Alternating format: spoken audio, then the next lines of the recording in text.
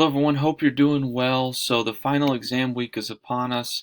It is due by the 26th, end of day. So, you might ask, hey, what is the 26th? The 26th is Thursday by end of day. You do have a review under final exam week that is right here. So, I recorded it a while back. It's still the same in regards to what material is there. So, be sure to look at that review. Take a look at it, and that's going to help prepare you for the final exam. The final exam will be open on Monday. I will open it on Monday, but you don't have to complete it on Monday. Just make sure you're finished by the 26th end of day. You'll start to see some new grades come up. I'm going to start giving you PPS points and other things like that, so be on the lookout for it. Do the final exam review.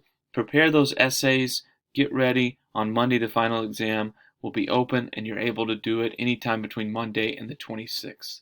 If you have any questions, don't hesitate to let me know. I appreciate all your efforts and thanks for all your work this semester. You're doing a great job, and I look forward to a great final exam. Thanks so much. Bye-bye.